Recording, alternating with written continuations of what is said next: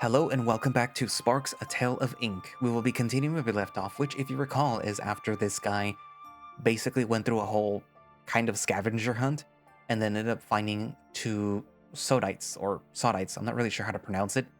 And these two things were found inside some chronicles or diaries of the previous king before the sovereign, existed back in the old world.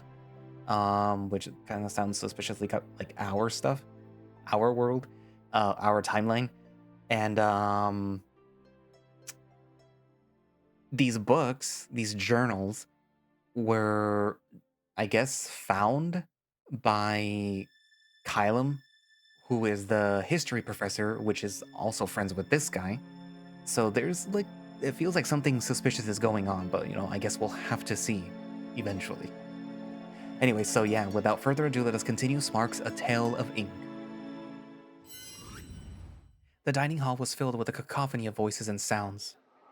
Rain against the massive window was only an additional noise that mixed with students, professors, and other academy staff talking, discussing, eating, and walking to their seats. Boots and shoes trampled on the hard wooden floor. Books, plates, and bowls getting put on wooden tables, chairs pushed and pulled. Smells of all kinds mixed in the massive hall, from sweet pastries to spicy stews. They were flowing into the hall both from the hungry visitors who brought their dishes to the tables, as well as a massive kitchen that cooked for everyone who brought an appetite. Zhangken had found himself on a plain table that left space for more people to sit near the massive windows that gave everyone who spared a glance a view outside. His eyes focused on a book, he tried to ignore the noise of the crowd. Usually he preferred to take the food to his room. Staying here made him nervous.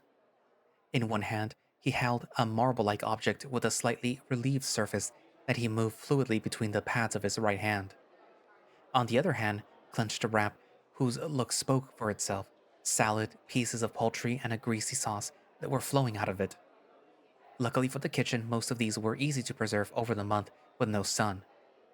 To turn the page, he put the wrap down on a plate of clearly reshaped wood and grabbed the book's paper, leaving stains of grease on it. While lost in the pages and his food, he completely missed a figure appearing behind him. From his peripheral vision, he assumed that it would be Gale first, as they took punctuality rather seriously.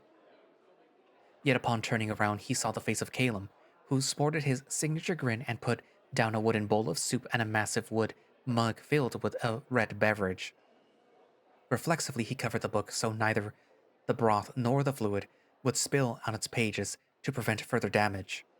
As he brought his form down, Zhangken could not stop himself from marveling at the man's frame once again. Most people thought historians and scholars were scrawny folk that could be snapped in half by a gentle sea breeze. On the contrary, Calum could even make a veteran soldier look like a fresh recruit. Good to see you.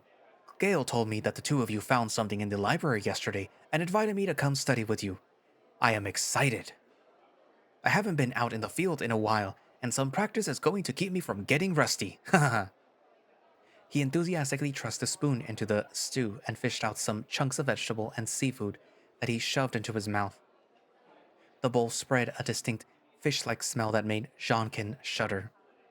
What do you mean getting rusty? You were out 2 weeks and brought back another of those diaries. Didn't you even travel to the sea for that? Usually I prefer going out every week. You should know that. I don't, because you were also teaching multiple classes and we have missed so many of them that even I am getting anxious about what we're missing out on. Is that so? Perhaps the material that I provided in my absence was not enough. It would explain why the percentage of students failing has been at a worryingly stagnant level. So you'll stop heading out without any proper notice in the future? That is clearly not what I said. Anyways, back to the topic at hand. What was it that you found in the library? Zhangken felt frustrated, but also knew that arguing with the man wouldn't lead anywhere. At least not at the moment. A pair of strange sodites. They were nestled in the fourth volume of the diaries. What makes them strange in particular? Well... Well? I don't know. They just feel strange. Haha. I see. Why do you suppose that they were in the fourth volume and not in one of the later ones? I am not entirely sure. I have tried reading the books to no avail, as I don't speak the language that they were written in. Indeed, we are still puzzled by them as well. But we know that they describe a lesser known side of the king, his love for science. Right, I heard the old world was filled with strange devices and contraptions, objects that allowed communication over long distances with nary a delay, currents harnessing energy from a variety of sources, powering entire cities, long distance flying machines and devices that could store and output information whenever it was needed. Wondrous, is it not? It does seem like it was. Life must have been easy back then, when you did not have to work and simply could enjoy life. Yet, yet he ultimately took it all. He did. He recreated the entire world and left only too few traces of this wondrous technology. Why do you think that is? Hmm? Zhangken's tail flicked at the question, while Caleb's ears wiggled in excitement. Despite studying the old world and the Ascension as well, Caleb had never inquired why exactly. You're interested in this mystery just as I am. As many are. Why did the Sovereign choose to shape the world the way that it is now? Why is it that you doubt the records we have? Because the promise that we always hear is of a safe world. Order presides, there is no need for conflict or war. We can plan every step of our lives out, as we know the course of every single day. But why is it then that we cannot make the same technological progress as those that came before us? Why, between all of this certainty? He felt the bandages that covered his eye and paused, calming his breath. Why did it happen?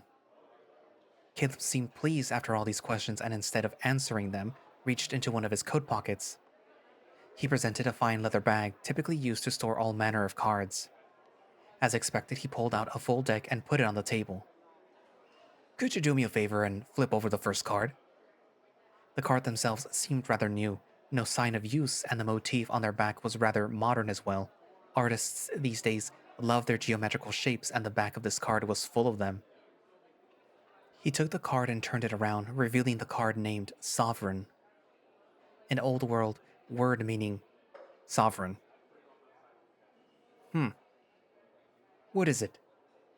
This must be a modern deck, no? It is very unusual to present a sovereign with dark fur. Usually people associate him with the paleness of ink. I actually got it gifted from an artist. She came along on my last expedition to study old world art. She said that the artwork was inspired by her last visit to the capital. But that wasn't my point. Please put the card anywhere in the deck again. As he was asked, Zhangken lifted the deck up and put the card he just drew back in. Caleb grabbed it and shuffled the cards energetically. Zhangken wasn't sure what it meant, but it was a nice distraction from the noise in the hall. Caleb put the deck back on the table once again. Did he place it exactly where it was before? All right, the first card again. But this time, tell me which card it is. Huh? How am I supposed to know? Come now, give me a good guess. I don't know, 4 flames? Wrong. It is once again the Sovereign. Caleb took the first card and, as pictured, revealed the Sovereign card. Any other card could have been a coincidence, but there was only one of him in every traditional deck. I'm impressed. That was a great guess. Haha. Lad, that wasn't a guess. Come, place the card into the deck again and shuffle them. I'll tell you when to stop. As asked, Zhangken began shuffling the cards this time. He wasn't much of a card game player, so this technique was very sloppy compared to Caleb's. Eventually, the professor gave the signal and Zhangken stopped shuffling cards. Now, which card is on top? It can't be. Well, take a look then. Zhangken revealed the first card. As he had dreaded, it was once again the black-furred animal holding a white heart. How do you... The second and third cards are All Above and The Void Below. The fourth is the Celestial Emissary.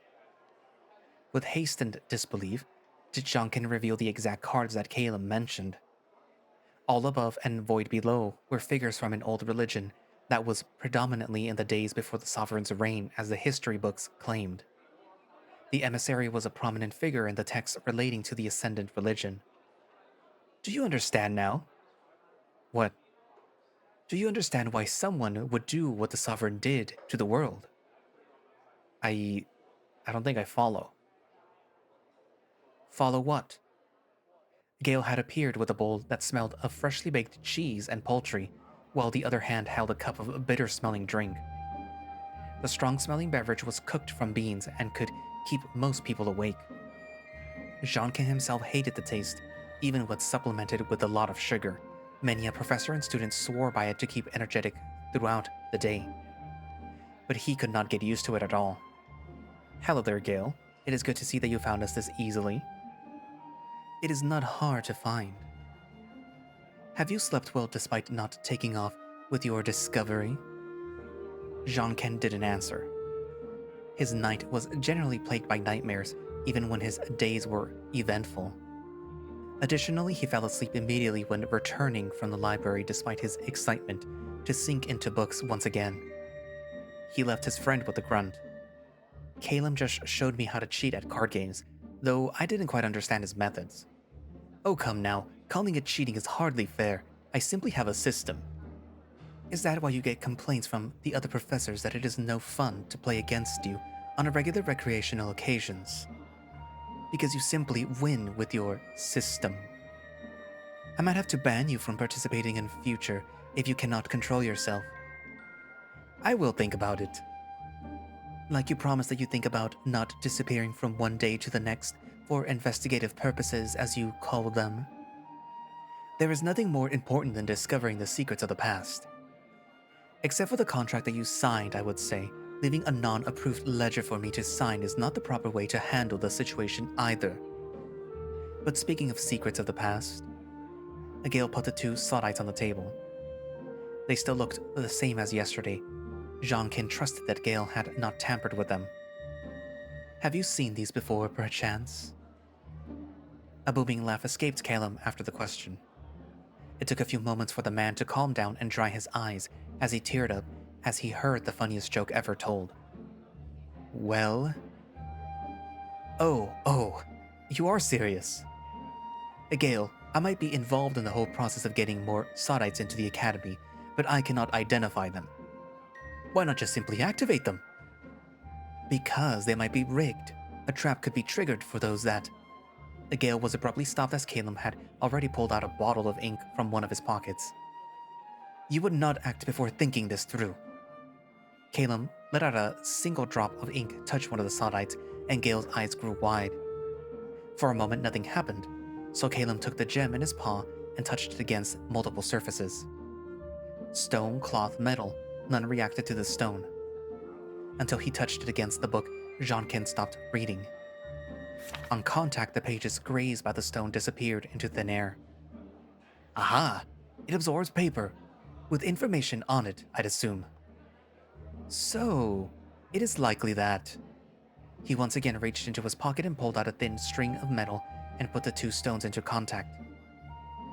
What is it that you are doing now? Whilst praised as divine gifts, sodite systems are still a mystery to me. I am connecting them via metal to have them react in tandem. As you found them in a pair, it is likely that this one stone can absorb paper, while the other one can bring it forth. Two halves as one redistribution spark. But it looks like they are meant for much smaller objects. The drip of ink is not causing a chain reaction into a loop. So... He took the ink that he was holding previously and activated the second gemstone. It immediately spit out a large piece of paper followed by the pages that had just been absorbed. Well, at least that means that nothing else is inside. How can you be certain? Sodites can't decide what they want to redistribute. A sparker can, but if you feed it something into one sodite, it will be... at the bottom. Like if you stack papers and put new paper on top, if you want to reach the one at the bottom, you would have to remove the ones above first. Intriguing. Can this be somehow used to one's advantage? Mostly to store perishables, but enough theory. Let's see what the next step of our little mystery unfolds. The paper that emerged was rolled up and a little bigger than an average book. Caleb unrolled it and uncovered a map of the flatlands. Curious. Who would make it this complicated just to hide a map that can be found in every good household? No, that's not it. Look closer. Here. He pointed at the capital by the mountains and the shore to the northeast. Is it smaller? He noticed how some of the rivers that were partially in the city nowadays were still running free after springing from the mountains of Stir. Is this an older map then? But why hide something like this? His eyes scanned the map for any useful hints. Kalen began analyzing the size of the forests and rivers as well as the lack of towns on the map. Only some crude mercantile routes that didn't end anywhere were present on the map. Was there a reason for that? The region itself was properly divided, Sovereign's dominance on the right, Twistwood's much smaller dominance to the left, leaving some space at the top for the shorelands. Was this just all there was? A map of an older version of the flatlands before the capital began expanding as much as it was currently? No. The writing. It's the same. He took out the note that started the search and compared them. The handwriting on the map and the used writing ink were exactly the same as the note. That at least confirms a connection between the hint and our discovery. And that we did not merely find a student's secret art project. Was there not more on the note? Something about a location? Yes, right at Et. Does any location come to mind that starts with Et? Both Kylam and Gale fell silent, thinking on the question. Until Zhangken himself remembered something from his home. The legend of the eternal grove that was supposedly close to Siley? Perhaps. He focused on the location on the map where his hometown was. One of the smiths and craftsmen, candles, jewelry, and even preserved baked goods were sold directly to the bigger cities from here. He brushed over the location and forgot the fat that was still on his fingers. To his surprise, the smear also revealed letters. Wait, look! Oh, you touched it with your greasy fingers. We're well on your way to becoming a real archaeologist that destroys any historical evidence with a single moment's lacking precaution. No, look! He pointed at the lines that he revealed and smeared more grease onto the map, revealing more writing. Eternal fortress awaits the truth of origin. Oh, it's the rest of the sentence. Right at the eternal fortress awaits the truth of origin, the truth of two and two slumbers fly with haste. Their love is a cataclysm, raring to be unleashed. That's a lot. What could it even mean? Perhaps some sort of, how to say it best, misdirection, an attempt to make us suspicious of something. While the two were lost in thought, mulling over the discovery, Caleb started shaking, attempting to look collected. He tried taking a sip from his tankard, but spilled most of the contents on the floor. My good friends, what we found here is the reason. The reason? For what? To finally set out and get an expedition going into the great unknown mystery of the ruins that aren't ruined. I beg your pardon? It is hard to explain, but this particular set of ruins has eluded researchers for decades. For years and years, every request to search them has been denied. How come? No one knows, as the Academy has dominance over it. They never allowed anyone to go there. And people who went there without any permission never returned without a trace.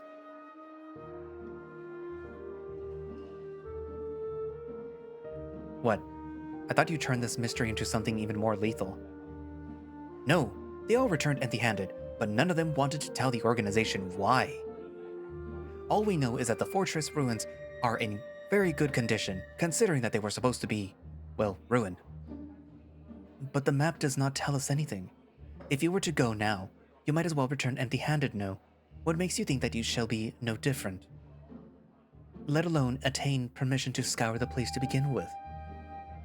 No, my dear Professor Twistwood, this is where you are wrong indeed. For this occasion, we have fate on our side. Fate? I would not have thought a scholar such as yourself to believe in such an abstract concept. And yet, did our friend here not find the clue to this location by luck, guided by the hand of fate? I would say it was the fruit of determined research that brought us here. And if it was by design of a higher power, wouldn't that mean that it is predestined for us to head there anyway? Do not mock me. If you wish to believe that you are sent on some mission designed by fate, then so be it. But you cannot coerce me into following your tomfoolery. I never have and never will force you to come along on my expeditions riddled with tomfoolery, good Professor Twistwood. If Zhangken here is like-minded, I can assure us a guaranteed permit to investigate. Kalen put his hand in one of his pockets and took out a small stack of papers. I shall fill out the necessary paperwork to apply for an expedition inside of the Academy's domain. Considering my current track record, I would almost say it is guaranteed.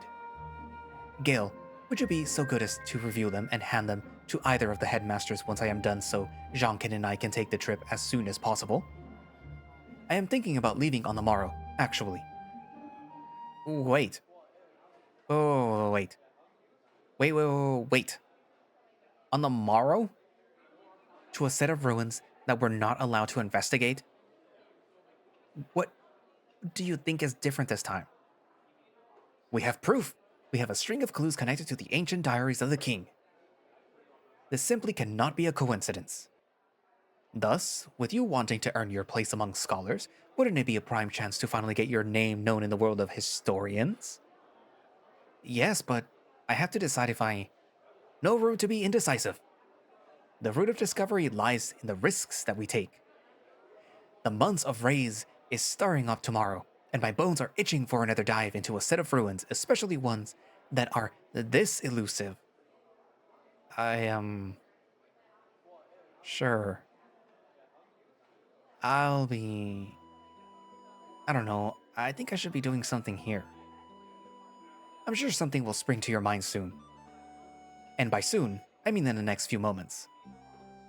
If we want to accelerate the journey, we could... Oh, I guess I could ask a merchant for a ride. With Salad being one of the biggest export towns in Twistwood dominance, people are bound to drive there. Or at least the general area. You always just jump onto them on a moment's notice, don't you? Sounds like a fine idea. Though it might seem daunting at first, this is good, practical experience. You really just have to ask about the destination. Perhaps also haggle with the price a little. I will request some additional funds for the carriage and supplies. Surely the good Professor Twistwood will help us step into the good spirits of the headmasters, correct? Gale's breathing had become slightly more agitated as they listened to more of the conversation, but not a single inch on their face moved. I do not think that we have any semblance of a chance to get you out of this. Better to entertain those delusions and play along. Just relay the information of the money that you need, if any of the merchants are mad enough to go along with this unplanned lunacy. If you would be so good, Zhangken, I will try my best and see to it. In order's name. The Gale muttered to themselves as they grabbed their emptied cup and marched away, shaking their head. Calum, on the other hand, was already writing on a piece of parchment. The request for an expedition to the Academy, he assumed, as this time his goal was lying in the Flatlands itself. Between Kylum's excitement and Gale's disinterest to participate, he was unsure which side to take, as he was being roped into this strange development. A discovery thanks to him and a place that had been of interest to scholars for ages.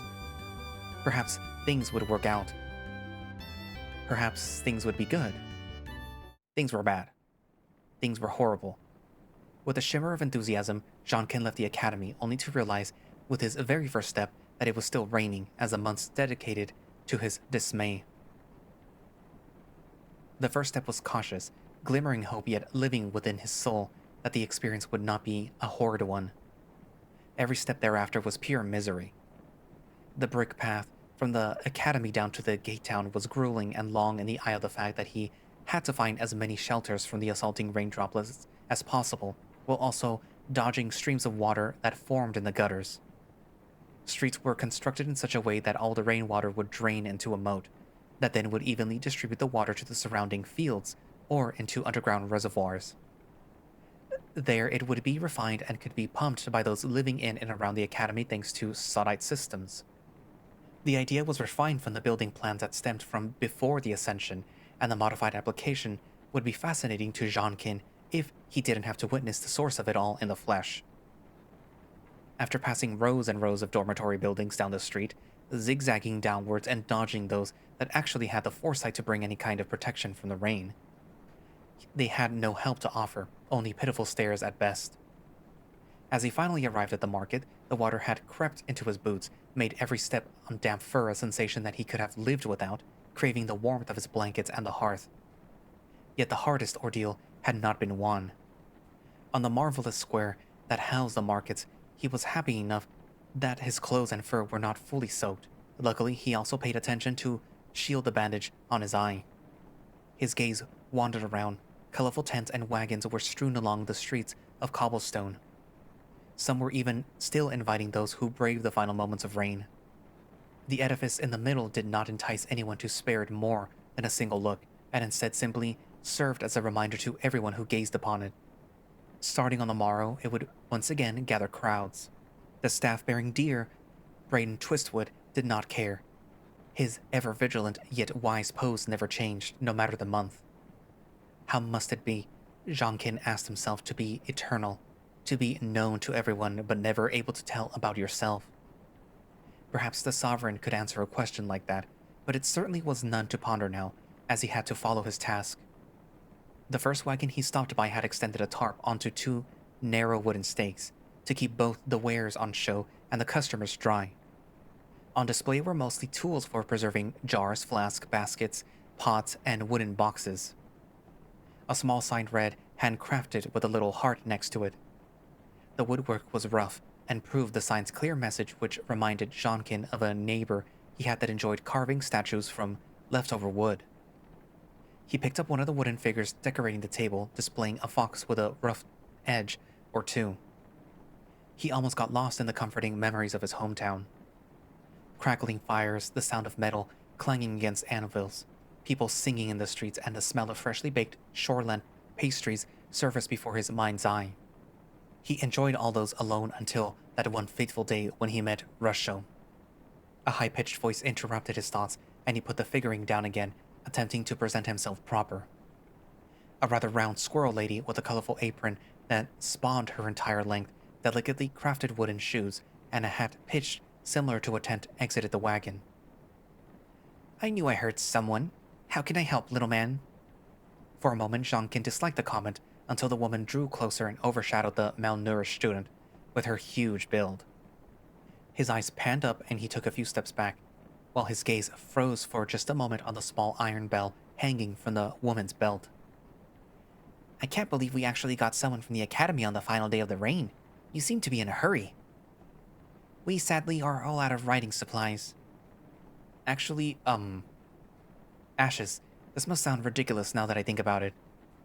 "Oh, come on now, dear. No such thing as a ridiculous request for a merchant. I will either sell it or not." "Well, you see, a professor and I..." "Something important then. Let me fetch my list so that I can see if we have anything in store that is not currently in my head." She let out a quick high-pitched squeak of a laugh before turning on her heels. No, wait. We're looking for a way of transport for an expedition, though I am not even sure if we will be able to go." "Well, no hurting in securing a route, but we are leaving on the morrow already." So are we." "That is awfully spontaneous." Yes, it is." "Well, where do you want to go? Here I have a map. Just point me in the general direction." The woman rolled up in a thick, detailed map of the flatlands, and Zhangken showed her the destination near his home. With the other map still fresh on his mind, he saw the glaring differences in the size of the capital. Forests, rivers, and other natural sights hadn't changed over time, though. As expected. The shopkeeper's face distorted into a frown. "Oh, apologies, but that area..." She sounded genuinely sorry, a hint of sadness carried in her voice. "That is very much off from anything that is worth visiting for us." "Oh, Aren't you buying any new tools or supplies or anything like that from the artisans nearby? Their work is really good. I grew up in there, so I can guarantee the quality. The look on her face changed once again, features turning soft, and her previous courtesy smile dropped. As if the woman was pondering something, she shook her head and rolled the map back up. No, no, sorry. She turned her back to him and dropped down the wooden cover of the wagon. Perhaps you will find someone else. I'll try to get into contact with the more well-traveled merchants to help a little. Zhangken felt the disappointment seep through his bones. Caleb always said not to expect success on the first attempt, but the desire to be inside and not standing in the rain overpowered that of a learning experience. As he started going to the next merchant that looked as if they would take to other cities once the sun was not clouded by the rain anymore, he passed one of the stables for animals that pulled the wagons and coaches. The stable hand, a stressed-looking skunk, took in paperwork from merchants that towered over him. Likely a young academy-goer that tried to earn some extra gems. If it weren't for the rain, Zhangken would have loved to take a closer look at the animals housed in the stables. During the sunny months, it was usually just horses from flatland merchants, but now he could steal some glances at others as well. Golden-furred camels eating away at massive leaves that had been brought in from the desert lands, towering over the horses with their massive frames. Ratatites? Pecking away at seed and meat, their plumage far more muted, the bright colorings of the horses next to them. He also spotted a pair of bovines that he had never seen before, carrying proud longhorns with golden brown shaggy fur, about to suffer from the horrible mating in the downpour. Zhangken assumed that they were from overseas. Their owner, a proud-looking peacock man wearing delightful, colorful clothes with patterns that Zhangken could study for days, took their reins from the stable head and left a few vials filled with gemstones on the table. Zhangken entertained the thought of asking the man what animal they were, but he instead left a mental note, as he did not intend to get wetter than necessary. From the corner of his eyes, he could see a figure lingering behind the stable, cloaked in worn clothes. They seemed to notice Zhangken looking at them and disappeared behind the stable to hide out of sight. As he tried to focus on the figure, he accidentally left himself open to be bumped into by a much bigger person. A guard wearing solid armor, covering most of his stature, looked down on him. Their tabard, God's heart surrounded by a stylized river and a star shining above it, suggested that they came from the capital city. While looking down on him, the guards shook their heads slowly and went on with their patrol. Zhangken curved around them and could catch how the cloaked figure stole away the gemstones resting on the stablehand's counter. He was on the verge of shouting out, but after turning away to look for the guards, the stablehand already noticed the theft. Yet, turning the moments of distress, the thief had already disappeared out of view. Zhangken thought back to the stacks of paper Gale had to fight with and understood their size. The next few attempts to find a merchant to take off the offer went poorly as well. Most were appalled by the one-day limit of preparation, while others quickly scoffed at the destination. Zhangken brought a portion of dumplings his father liked to make in the style of the shores. The merchant came from there as well. The two managed to talk a little bit, but the merchant declined to bring them, due to the lack of space and guarantee that he would be able to sell enough after the detour. After taking a bite, enjoying the mixture of meat and vegetables hidden away in the dough, he set his sights on a different merchant that currently rolled up his tent.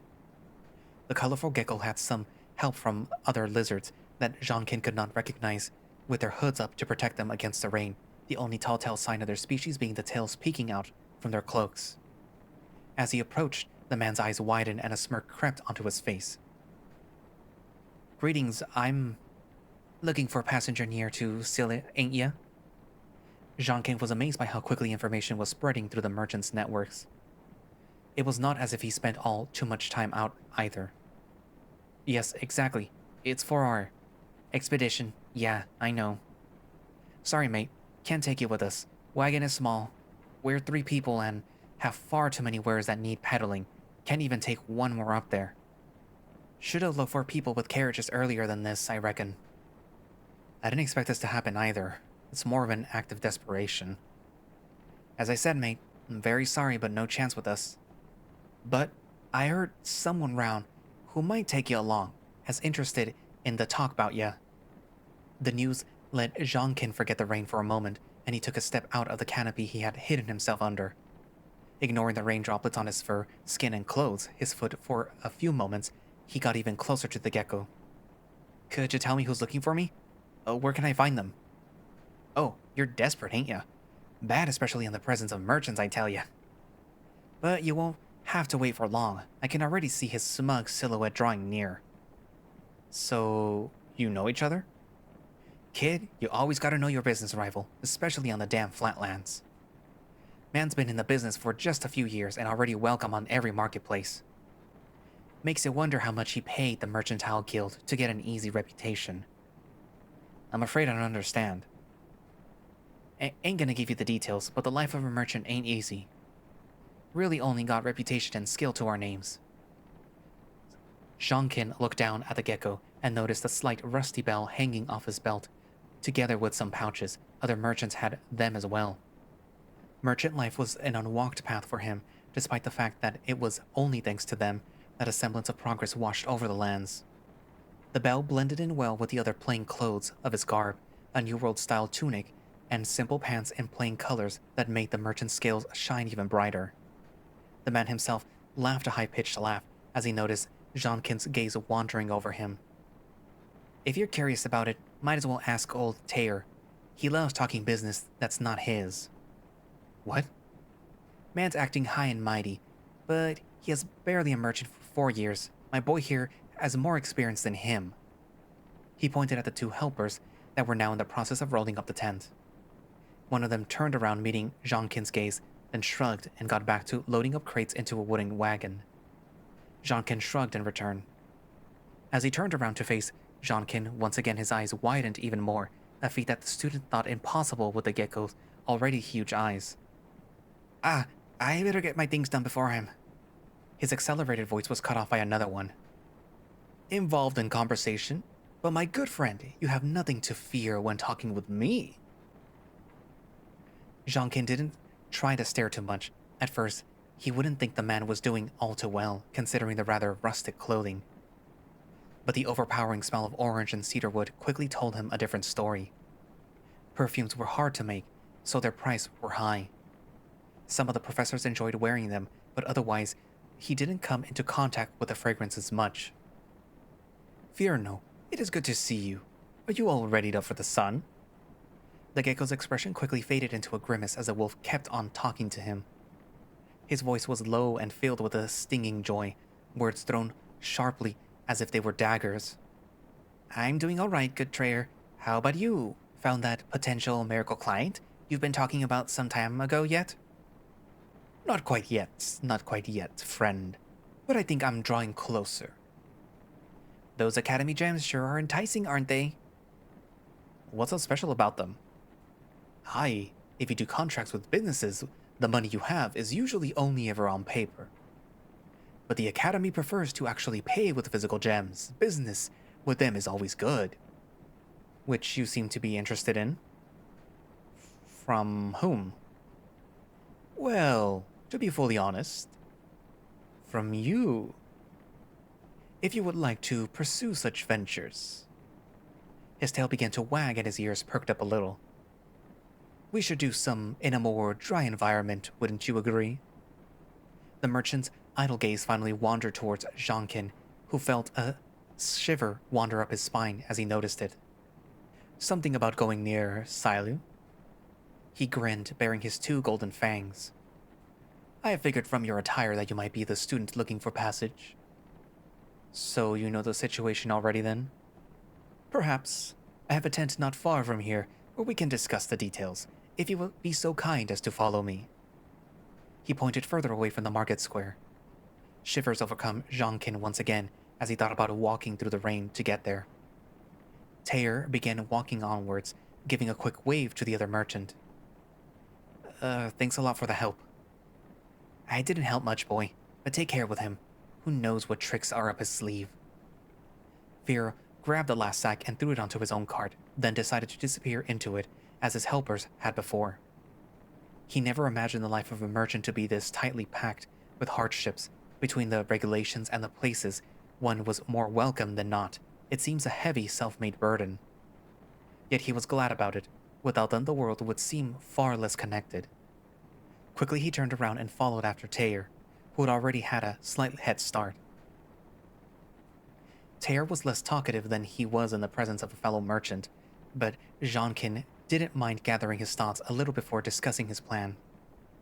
He would have to ask about potential routes, the duration of the drive, how many times he would have to stop before the animals pulled the carriage. Yet his inner workings were disrupted as the man in front of him came to an abrupt halt. They stood before a middle-sized tent with a fine gray tarp, in which some of the decorations were embossed with gold thread. "Here we are. I'm not expecting any customers anymore today, especially since I am a little further away from the main square than the others, who have yet to wrap up for tomorrow. Come on in, but don't keep the flap open for too long." With a surprisingly nimbleness to his step, the merchant disappeared into his tent, the flap quickly closing behind him. "Could have at least left it open for me."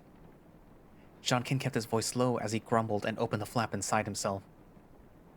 He stood in place for a moment. The tent was filled with all kinds of crates and barrels, only a few smaller wares still decorating a side shelf, and some tools poking out of the racks and barrels. With all the metal tools, Zhangken was not surprised at the merchant's supposed wealth. They must cost a fortune. The tent had nothing to stabilize a visitor's footing, which meant that Zhangken had escaped the rain from above, but still would have to deal with the moisture below. Though the looming ground was not completely soaked yet, every step produced a squishing sound that made Zhangken rather uncomfortable. "Oi! What did I just..." Did the warnings come too late? A quick gust of wind decided to visit the tent as well and blew the torches and candles out that were illuminating its insides. "Great, fantastic. I was meaning to fetch something to dry off, but now I have to run around some even more. Close the damn tent already. Sovereign's balls." "Sorry." He quickly slipped inside, closing the tent's entry behind him to keep the incident from repeating. In his head, Zhangken was already going over the rejection that he'd experienced a few moments. But before getting lost in thought, he figured that he might as well help out with the situation. He took a few calming breaths and then snapped his fingers to reignite the flames. Zhangken focused on their location with his one eye and kept the flames he had stored recently in mind. But after the gesture, nothing happened. "Huh?" He snapped again, with the same result. With a raised brow, Zhangken checked on the ring on his right hand's middle finger. The white ink was still enough for multiple sparks, so the lack of result startled him more than expected. Had he run out of saved flame? Books say that a redistributor can feel and touch on the element or object that they had stored, but Zhangken never really had a feel for it. Teeyar came into the room with a cloth which he rubbed over his cheeks and arms, watching Zhangken snap still. "Oh, nervous? My father also had a tic whenever something was stressing him out. Though he kept rubbing his hands or elbows." It took a moment for Zhangken to process the question until he shook his head. "No, that's not it. Somehow I can't use my sparks." "Tough luck. Can't always rely on those things anyways."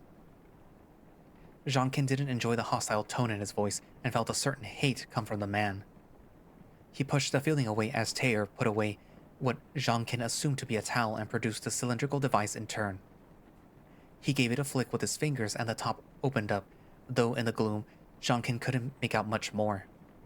The light, metal sounds indicated some kind of button he pressed multiple times, followed by a frustrated groan. After a few more moments, a tiny flame shot forth from it, lending the tent some more brightness. The moons had already risen and Karat's Vert's green light graced the lands, but the warm firelight was still a welcome sight. Teeyar made a small tour through his tent, lighting up the torches and candles. "Fascinating, isn't it? She works with a simple system of creating a firelight spark, and then igniting a quick burst of natural inflammatory gases that are stored inside the sorite." He let go of the top of the device that, as Zhangken could now recognize, seemed like some sort of lid with a hinge attached to it. Once he let go, the flame atop was killed by the lack of oxygen that he assumed. The sight reminded Zhangken of how he made fire disappear himself when absorbing it. With a simple clicking noise, the device got activated once more, and a small stream of fire lit up the final candle that was located on a desk, centered in the tent. Bless inventions like this. I feel like after 2,000 years we are due for some more, how to say, noticeable changes. Zhangken nodded, Still fascinated by the device, the spark must be lit at the same time as the gas is emitted, or else it would simply be wasted. Yes, the marvels of the old world are an enigma to us, and we have not made any progress. At least we are finally getting waterworks. The ancient civilizations apparently had them even without any magical help. Good thing then, us merchants can share some of the inventions with the world. Otherwise, everyone would always have to rely on those cursed sparks. I tell you, we are only held back by our over-reliance on them. Is that truly what you think? Or are you simply bitter that you can't command one yourself? What was that? You don't have a spark and are likely envious of those that have discovered theirs, correct? So you blame your woes on those that have what you don't? It's a simple concept. Huh, perhaps, but I blame less my woes and more those of the world. Where would we be if we could not realize bigger dreams, produce more and faster? Bring all of that to the people around the world. I'd say that you'd be sitting in a palace, commanding people to sell where and when you want. How dare you assume that I would sit idly by while the world is to be revolutionized? No, rather than raking in the profits, I would forever travel the world in search of innovation and where they are needed. Big words for one that took a profession in which profits mean everything. What else am I to work? There is no other work as popularized by people like me than this. Yet, my history professor has no spark either, and is likely the most famous man in his field. Perhaps you should see more paths than the narrow ones you are treading on. You know, I was meaning to offer you my towel to dry off after the rain, but perhaps I will let you sog a little. But it seems that you packed your own. Smarter than I thought.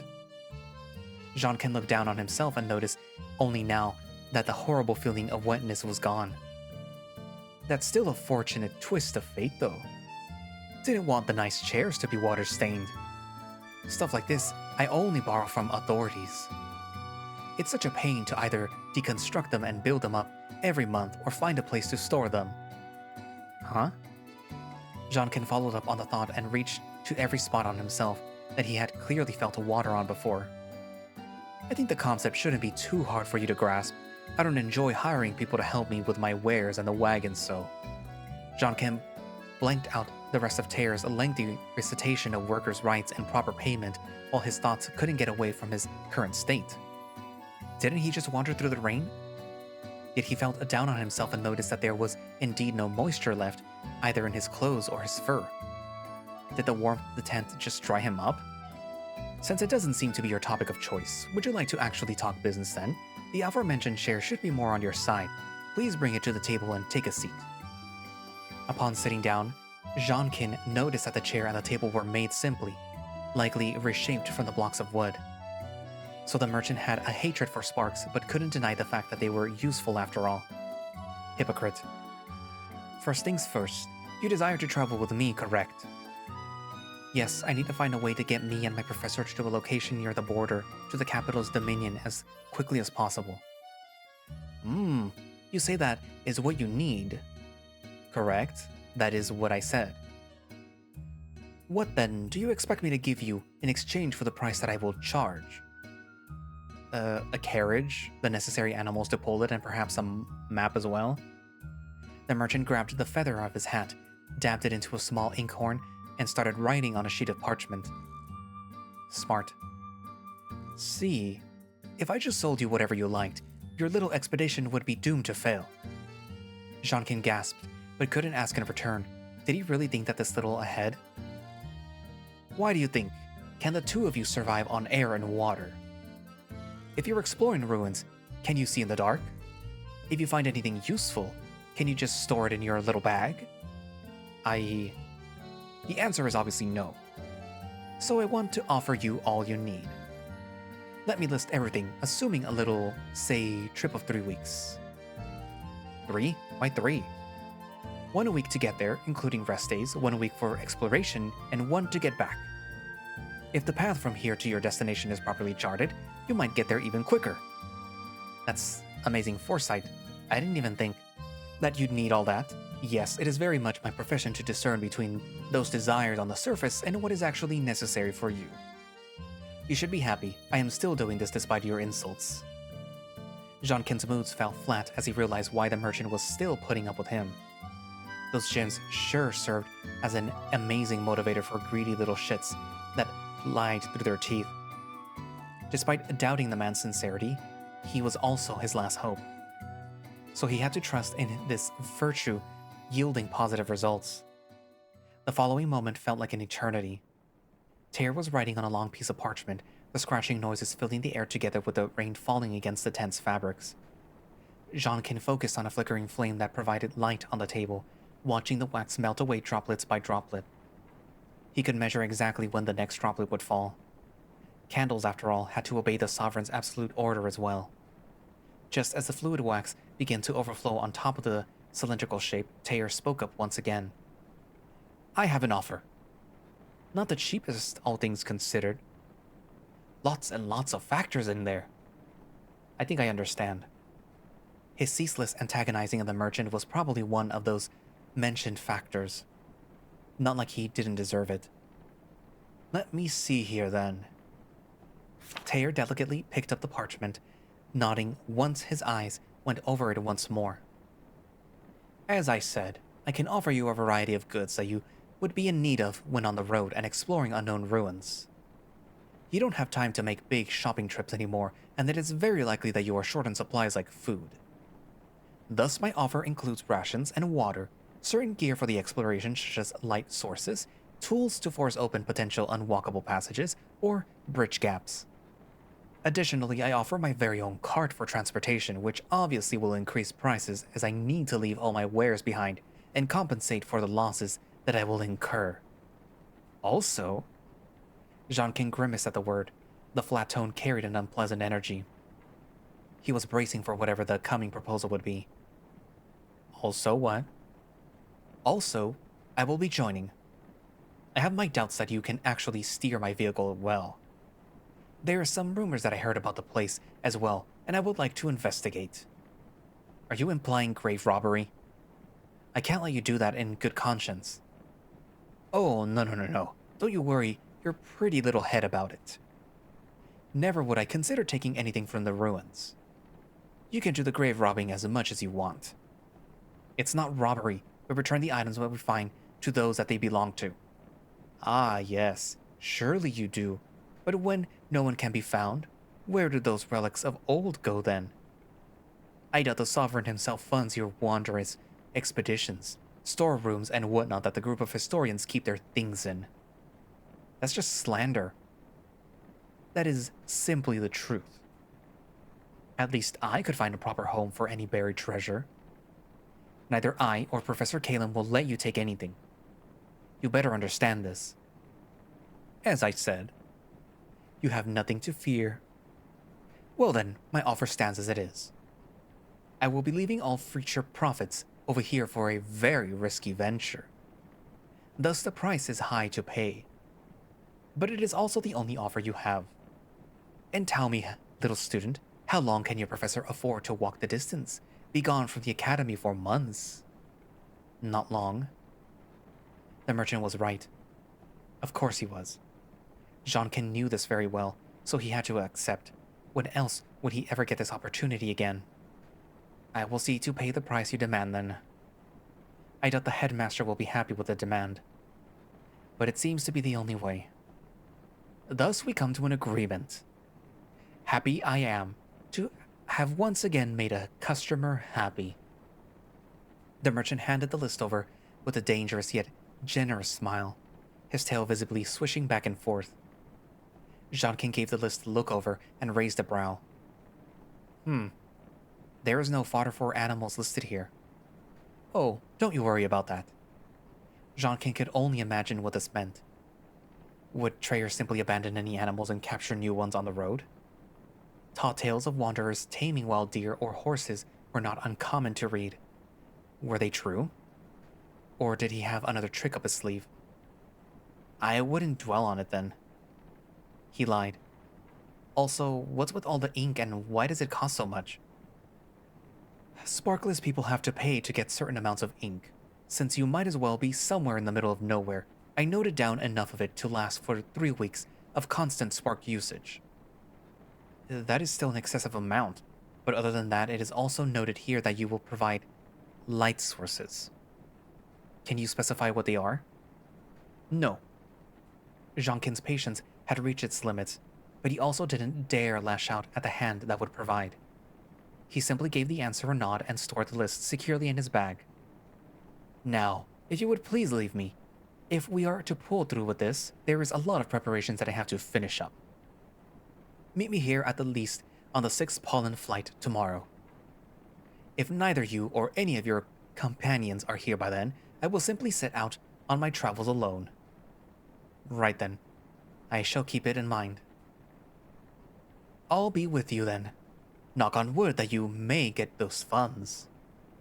Oh, and try to stay dry on your way back. Though the sound of the rain had been a constant companion during their negotiations, Zhangken only now remembered that he had to wander through the sky's damp droplets once again to reach the Academy's safe halls. With a sigh, he closed his eyes and opened up the tent, keeping it open just a moment longer than intended. He waited for Teeyar to curse the wind and went up the paths to the Academy once again. The warm halls of the Academy let Zhangken forget the horrors of water, as he could feel his fur dry out in the warm air through the halls. He checked himself and his clothes once more. This time, he was dripping wet. After closing his eye to take a few calming breaths, he looked around to find any nearby candles illuminating the halls. As he slowly strolled towards the meeting place in the dimming hall, his focus fell onto one of the low-hanging candle lights that decorated the halls. With a snap, the fire disappeared, and Zhangken could feel the familiar warmth eat its way towards his chest, then fading away. Still got it then. The first rays of rising sun awoke Zhangken quickly. He was still not used to the window being positioned like this, catching early rays of light and redirecting them to the bedside. It was guaranteed to wake even the sleepiest student. At home, he usually slept in and was woken up by the smell of freshly prepared breakfast, but here the process of getting up was less gentle. It took a few moments to shake off the soft blankets. They would have to be changed as he got back here, as their thickness provided too hot for the warm atmosphere. With a sigh, he changed the calendar page to the current month and put the peril on the first day. Perhaps I will finally discover why everything has to be like this. He opened up the door and found a large box with 2 letters on top of it. Last night, the 2 professors had to meet up with him again. Gale was shocked by the proposed sum, but Caleb reassured them that this was the best that they could get. Especially with the request being so spontaneous, he still had seen worse. Caleb also charted a route over certain mercantile streets that would have saved them much time as possible, with 2 stops at rivers to wash and stock up on water. Gale did say that they'd do their best to secure the necessary gems. Being at the source seemed to have worked, as one of the letters had the Academy Deer Head seal. The other letter was far more fascinating to Zhangken at the moment, though. He tossed the Academy letter aside, knowing full well that it would simply contain formalities. He instead opened up the other letter. Its envelope was made from the handcrafted paper that he knew so well. Greeted by his old friend's handwriting, a warmth of joy swelled up in his chest. Dear Zhangken, I hope you are doing well. Here in... Silly, everything is as you know it as well. Your parents are still hard at work to be the most vital parts of the town. While working their crafts, they still manage new arrivals and dealings with merchants. Without them, we would probably be lost. I hope your studies are going well. Ever since your brother and sister left, I have been treated like an honorary child. I don't enjoy being coddled too much, but I am putting up with it. We all hope to see you again soon. But also, please do not stress yourself. There is no need to be reckless in the face of walking your own path. Please be safe, and I would love to hear from you again. Yours truly, Russia. Just holding the letter filled Zhangken with joy. That letters could be sent effortlessly like this between towns and cities was a culmination of many people working together. But it paid off. Communication was much easier than it ever had been. He looked at the letters once again. It might be short, but having his old friend write to him still made his heart beat a little faster. The 2 might not have parted on the most amicable of terms, but at least the spark of their friendship still persisted still. Though the letter made him think of something that was shoved into the further reaches of his mind. There is no need to be reckless in the face of walking your own path. It made him think how he never expected to set out this soon, this quickly. Fear of failure due to his inexperience, nervousness, and recklessness arose. What if he destroyed something valuable, made parts of the ruins inaccessible by accident? Took the wrong historic evidence with limited storage space on him? Perhaps Calum should have taken someone he trusted more with him. Someone with more experience would have surely been able to hire a manner of transportation that wasn't as expensive. More and more did the insecurities take over Zhangken's mind. Just a moment ago, he was full of motivation, but it had been replaced by a feeling of creeping dread. His chest began to hurt, and it was hard to breathe. He could just stay here. He could simply let the merchant go and continue his days at the academy, finish his studies in theory, and go back home. Certainly there is something that he could do. But Calum trusted him. Despite everything, his thoughts gave him hope. Calum trusted him with this. The man always had trusted and encouraged Zhangken. Then he couldn't waste the opportunity to repay him. For all the guidance he had been given over the last year, now the opportunity to pay him back had arisen. Zhangken shook himself out of his stupor and opened up the small crate. Lined up inside, he found a multitude of vials filled to the brim with gemstones that shimmered in wonderful colors as the sun's rays escaped his room touched them. Quickly he went over them to add them up and counted the exact amount that Teeyar had charged. The gale really managed to do it. The realization washed over him like a gentle breeze. Quickly he took them out and shoved the vials into his bag. Walking with the crate would simply obstruct him. It wasn't elegant, but it would have to do. Zhangken adjusted his posture to account for the newly added mass. With a look into his notebook and then outside, he tried to pin the time and notice how much he had wasted, stuck in his own head. It was now the utmost urgency to get to the agreed location. Newfound yet unease, hope accelerated his steps. The damp air outside was overwhelming. It felt as if his fur immediately started sticking together as Zhangken left the academy. The smell of paracord hung everywhere. Soon it would invade the school for a few days. It was especially delightful to watch students from overseas react to it. Usually they're not used to the sensation sticking around for so long. For some reason, their complaining gave him much joy. While making his way through the streets, he noticed that most of the marketers were gone, leaving only those with permanent stalls. The new flying merchants would arrive in the next few days, yet the streets were busy as ever. Mostly children of all ages screaming and shouting in enjoyment of finally being able to leave their houses. He slowly made his way through the crowds, his mind still racing with the current events catching up to him. He really was about to do this. Zhangken refused to get stuck in his thoughts again and marched onwards. Finally, he could get something moving. His step accelerated in anticipation, making it through the crowd. Few times he has felt this filled with joy. Thump. Something or someone crashed with full force into Zhangken's side. He didn't see anyone coming towards him and quickly lost his balance from the shock. Together with his body, the bag fell quickly from his shoulder and most of the contents, including many of the vials with gemstones, spilled onto the streets and across the stone. A few people stopped on their way looking at the fallen man, but most kept on walking. After his initial confusion, Zhangken shook his head a little and noticed a hooded figure picking up some of the vials that had rolled away. Hey you, stop! The hooded figure turned around to face him and held up for a moment, but kept on slowly picking up vials from the floor. Ashes! With a curse, Zhangken attempted to get up again, but felt pain shoot up his leg and collapsed once more. The regret of skipping all physical classes made itself apparent as Zhangken tried to get up once again, but he only managed to fall on his back. The assailant had collected all the vials by now and prepared to move on. Zhangken had to act, and quickly. With a snap of his fingers, part of the cloak that the character had draped themselves in caught fire, and in shock, they threw it off. Some people in the crowd cried out as a flaming piece of cloth was thrown at them, but Zhangken's eyes met the familiar eyes of the assailant. He stared at him and recoiled from what he saw. A face he was familiar with. A familiar fox that he knew from back home. The sight made his head hurt. Piercing pain and panic spread through his being. What was going on? How? He thought of the letter that he just read. Zhangken was unable to grasp the situation. Was this an overly thought-out ruse? A moment of his final day at Siley shot through his head, those green eyes overflowing with regret and sadness as Zhangken turned around one last time. Why? Was his mind playing tricks on him? Would he really come here just to hurt him once more?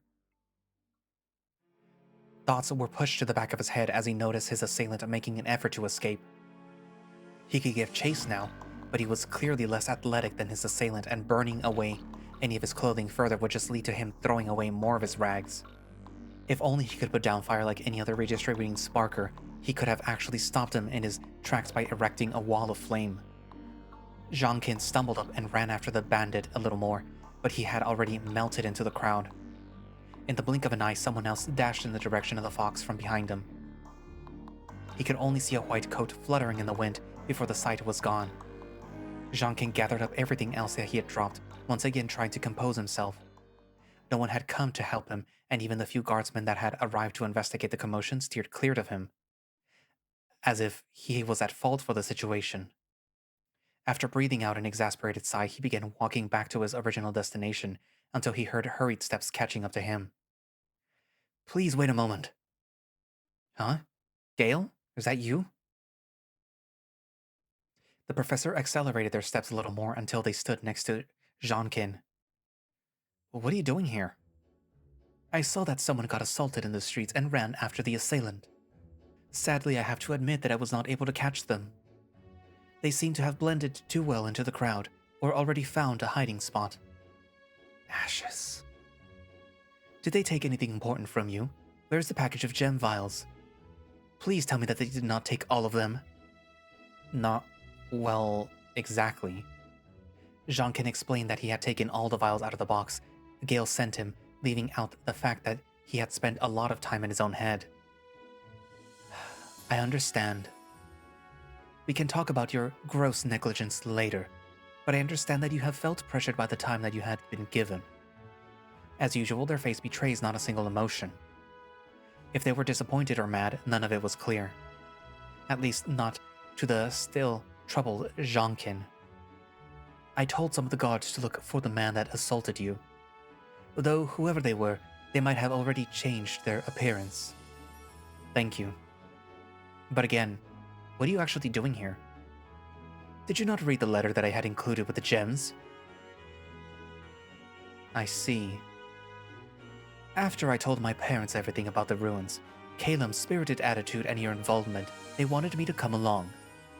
Neither you nor Calum are trained in combat in the way that I am. My purpose is to keep you safe. From burglars, bandits, beasts, and blasphemy, I assume? Excuse me? Their neutral tone changed to a deeper one. For once, Zhangken managed to catch them off guard. It can only be that one, no?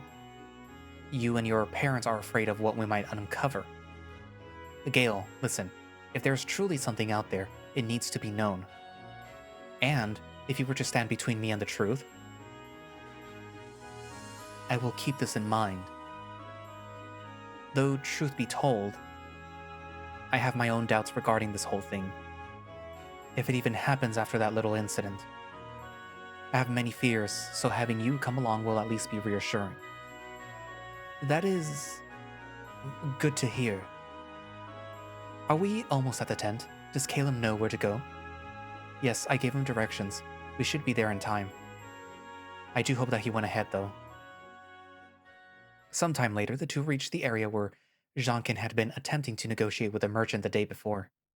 Instead of the tent, though, we could see a massive wagon made of beautiful white wood. Crates and barrels of differing sizes were strewn along the ground, and Zhangken noticed a huge figure carrying them around. Calum had indeed arrived early and followed Teeyar's shouted instructions. No, no, no. This goes in the back when the smaller supplies are stored in the department under the normal floor. Please keep up. But if we put this one next to the easily flammable? No buts. You are following my orders here. You're not even paying me. We have yet to leave in a timely manner, and you are the only person that I can rely on to carry these onto there. The little sable sure wouldn't be able to. Oh, there you are. Teeyar's gaze fell onto the pair, a grin drawing across his face. With a slight spring in his step, he made his way over to them. yet the bell on his hat did not make a single sound. Your friend here arrived just a few moments ago. I was honestly afraid that you would leave me here despite having signed a contract. I never did such a thing? A verbal contract, those are just as binding. But, well, whatever. Give me the gems, and we can be on our way once your brick house of a friend is done with loading and everything. The correct way! He shouted into Caelim's general direction, but he seemed to ignore the merchant, crashing down a crate onto the wagon with an unceremonious thump. I shall help him out. I think we can coordinate this properly together. And who you're supposed to be, pretty face? That's Gale. They were asked by the leaders of the academy to accompany us. I got supplies for 2 to 3 people. We'll be having some issues with 4 people, but we can forge some on the way, I suppose. Now, show me the gems, boy. About that. There was an issue and I am not sure if this is enough. Teeyar quickly produced a rack to place the gems filled vials in. As they all had different sizes, it was easier to measure how much any of the vessel was worth. The rack was barely filled halfway and Zhangken could no longer find any vials in his bag. Merchant and student looked at the rack for a few painful, silent moments, only broken by gentle instructions from Gale to Caelim, who was now carrying 2 crates with each arm. Well, my boy. Zhangken hated the shift in tone. Something bad was about to flow from the merchant's mouth. Something vile. Seems like there is a change in contract in order. Well, I already planned going to the location. This is simply not enough to recompensate the risk of losses. Thus, I shall be free to take a certain amount of relics, treasures, and other items. Now he produced a scroll that listed the discussed terms. Teeyar quickly added a note about improper payment. Zhangken knew that there would be a repercussion, but he couldn't discuss it now. Hopefully Caelim was ready to talk how to handle it. Teeyar tried to offer Zhangken his quill, but Zhangken had already drawn his trusty stylus in the style of those used in the old world. An admirable piece of craftsmanship that allowed for the tool to carry writing ink inside of it. Reluctantly, he used it to sign the paper. The stylus was not quite as light as a quill, but it was much more practical than those. Ah, pleasure doing business. Your arms don't look much like they would be of any good putting the supplies in, so we should spend the time otherwise. You got any questions, boy? Other than your criteria on what you'd carry along? I won't just let you get away with this. I just don't know yet how. But actually, I was wondering, since you seem to be a regular at the market here, do you know anything of the thieves that stalk the markets? I had a run-in with one. Not much more than anyone else. They've gotten aggressive since a year ago, I think, if memory serves. A year? Did anything happen? Nothing anyone knows of. A group of merchants, me included, raised the issue to the Academy's board that deemed it a threat. They now hire guards from the capital, but I don't think it fixed much. Only makes the people feel more safe, I guess. Zhangken's thoughts went back to the guard he collided with yesterday. The one that sure didn't make him feel safe. What do they generally take? Any patterns? They target gems, food, and clothes. Probably a group of outcasts that didn't find their spark and couldn't start working anywhere. People may look down on us merchants, but not everyone can do this kind of work. If you're slow in the head, it isn't anything that you can do. I see. A few moments of silence reigned until Caelim stomped up to the two. He had been working for a while now, apparently, but he hadn't broken a sweat or lost his breath yet. Say, I got a question too, good merchant. Please call me Teeyar. We're business partners now, after all. Alright, Teeyar. Say, where's the animals for your fancy coach? If we're to leave when the sun reaches the zenith, we should actually start getting M ready now, no? Ah, right. About that. Teeyar jumped up and rounded the vehicle. Zhangken and Caelim followed him. The bright wood shimmered in the sun, and giving it a closer glance, Zhangken could observe intricate patterns of artistic design etched into the wood. While the world was generally small, artistic expressions differed between each country. If his memory served well, the carvings were from the flatlands. Like the letters written here, they were smooth, made to flow into each other to present a sort of connectivity with the greater whole. Zhangken had stopped himself from getting lost in the patterns and followed to the front. A small set of stairs could be made out to quickly climb up to the driver's seat. Though instead of reins for animals, there was a set of levers mounted to the seat. 2 left and 2 right, and 1 sticking out of the flooring. You see, I got this beauty on one of my ventures. Doesn't need any animals at all, self-driving with the lowest maintenance. How does it work? Oh, I can't tell you. Business secrets and all that. If the other merchants found out how this thing worked, it'd be all over for me. I have a reputation to keep as the fastest merchant around. I see. Well, there's only a few more crates to put in. We should be done after that. Gale seems like they need a break, so I'll finish up here. Why don't you go and talk to them? Zhangken nodded to Calum, who took up more of the supplies with a sort of childish glee. At the end of the side vehicle, Gale was sitting on the floor of the wagon. In contrast to Calum, they were actually breathing heavily and had sweat running down their brow. Hey there. Hello. I see you also have to take a break from your heavy lifting duties. I see you actually began to develop a sense of humor when your brain has to catch up with the supplying energy to the rest of your body. Perhaps. Did you want to talk? No, but I thought you might. Yes, I do. But you might not like it. I don't like most things you say. Now that is harsh. Just like you are usually. They both shared a quick laugh and enjoyed the birdsongs that got drowned out by Teeyar and Kylum discussing where some of the bigger boxes were supposed to go. After shouting something, a big container got dropped, followed by the sound of glass clinking. Teeyar reached with a high-pitched screech, and both Zhangken and Gale snickered. Is it about your encounter with that thief? If you had just trained a little better, you might have been able to defend yourself. I know you dislike it, but the truth is that, despite us praying for it, people act irrationally. Violent conflicts like this might always arise, and I just want you to be safe. Do you understand? I do. Then why are you so against learning how to properly wield a weapon? Learning how to defend yourself from those that wish you harm? Because it feels like I'd accept something that I denied for so long. That I would never be involved in conflict. That there would never be a need to defend myself because I know the paths that I want to tread. But now you are able to set out on a path few have walked before. I might be forgiving with whatever you find. If you find any evidence to your theories about the truth behind the Sovereign's ascension. But others will not be. Perhaps not even I will be, depending on the gravity of your blasphemy. So that's it then? My cue to take up the sword and fight on the street that I never paced before? Indeed. And I would like to be the one to teach you. We have a few breaks during this trip. I would like to introduce you to the many facets of battle, so that you might be able to hold your own in case it is needed. Perhaps I might have to.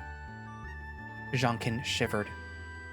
Not only was he leaving the academy now, but he was also leaving behind the peaceful way of life that he had hoped to maintain forever.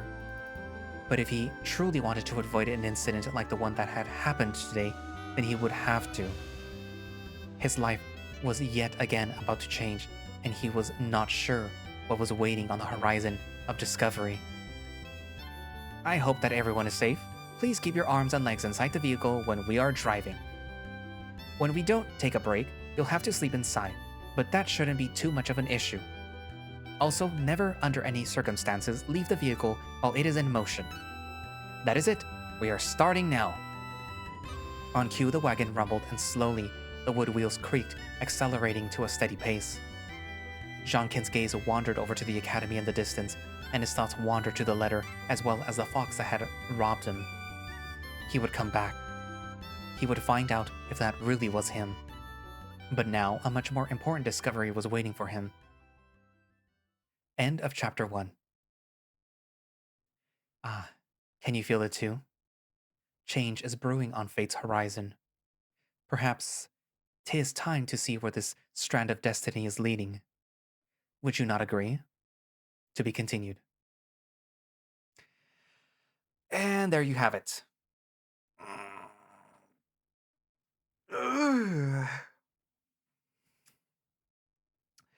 So that was the first chapter of Sparks.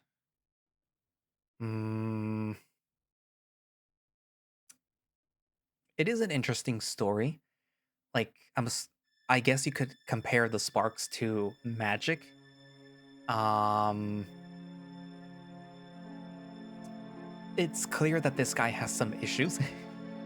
um, probably relating to the whole idea of being offensive in some way, like fighting, bringing out something bad in him, I guess. Um, hmm. There's a lot, obviously, that we don't know about the story so far. What I can glean is that something happened, and then all technology that we enjoy nowadays suddenly disappeared, and now they're back in the what could be considered like I don't not Stone Ages, but like medieval ages. Um, hmm.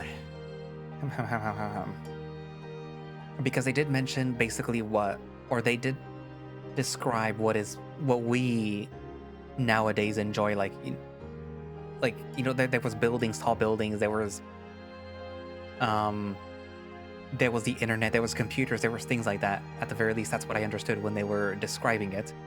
So I'm wondering what kind of cataclysm occurred, and what was this king person? Because I mean, we don't have a king. We have people behaving like kings, but we don't have a king. Um, and monarchs nowadays don't really count. They're just figureheads now. Come on, England. You have your prime minister. Who cares about your king? um, but yeah. So I'm assuming we'll eventually discover that. We'll also discover why there was a shadow behind this dude when he was talking about like I guess having to learn how to fight, how to defend himself, like that bringing something out, something like from him or something like that. I don't know, something that he was trying to ignore. I am curious about the wound that he has. Why nobody really, I, I mean, obviously it happened before chapter 1, so nobody mentioned it. But like, somebody tell us what's going on with this eye. Is it gone? Is it different color? What's going on? What else? What else? What else? I guess nothing else really. Nothing else that really is popping into my mind right now. I'm pretty sure that stuff is gonna pop into my mind as soon as I start editing this. It's probably gonna be 2 very long videos or 3 normal size videos. We'll see. What else? They were also talking about things coming in pairs of 4 or pairs of 2 or something like that. So if it is a world similar to ours, why are there 2 moons and why is one of the moons green? How big is the world that there can be 2 moons, but only one of them showing at any one time? Or maybe one of the moons isn't an actual moon. Anyways, also the whole thing with the ink. So we have normal ink that you write in, but then you have ink that is white that you can use for magic things, kind of. And this guy's powers are apparently to manipulate flame, where he can sort of store it away and then use it later for other things. So if he had been as accomplished as his friend had told him, And as he himself had thought, he could have basically just, not in many words, but ignited the guy, or at the very least, literally ignited all his clothes and then been like, yeah, these vials are mine. Thank you very much. Go away now. But yeah. What else? What else? What else?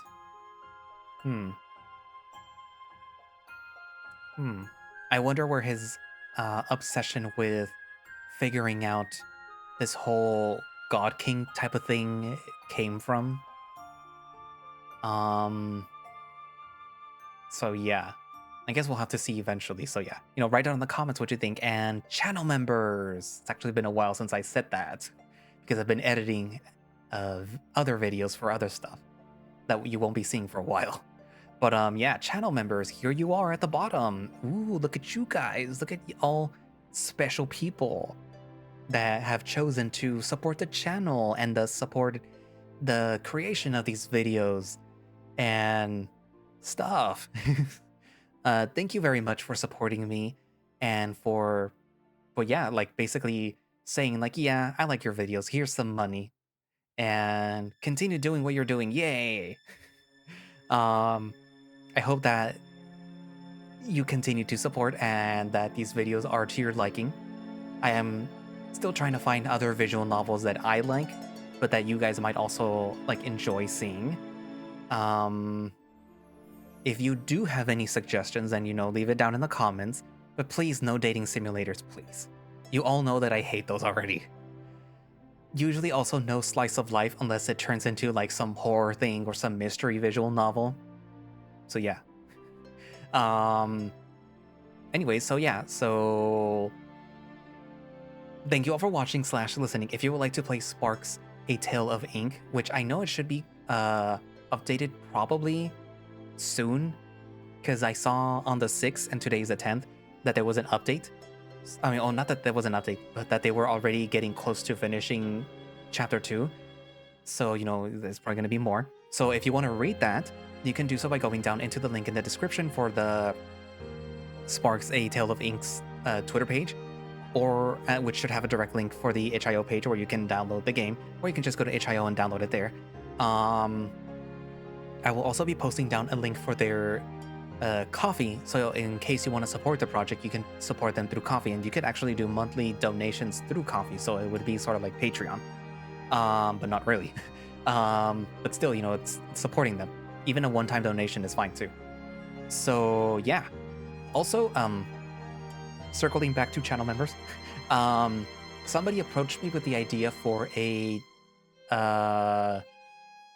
Discord server for my channel members. Is that something that you guys would be interested in? I'm probably going to ask you guys directly through YouTube, through the community tab thingy for channel members. But like yeah, for other non-channel member people, is that something you guys would be interested in? It would probably be just for channel members now, like for the beginning. But like yeah, that's something that somebody approached me with. And at the time, I was like, oh, that sounds dumb. Because in reality, for the channel to grow, I need you guys to comment, like, and subscribe to the channel. But basically to interact with the videos and to share them and do all that other jive stuff. So if this is being done outside of YouTube, then it doesn't actually help the channel grow. But at the same time, it would be nice to continue the conversations that start here over there on like a Discord server. But at the same time, I probably wouldn't spend a whole lot of time there because I do not like talking to a lot of people all at once. But it would be interesting, like every once in a while, do something that would be like maybe just channel member exclusive or something like that. I don't know. Maybe I could like post progress, or you guys can post or talk about the visual novels there, like continuing the conversation or whatever. I don't know. So yeah, I'm posting the question there, but I'm also gonna post a community post. So yeah, you answer there, I guess. I don't know. Whatever. Anyway, so I guess that's it for now, and I will see you guys in the next video. Bye-bye.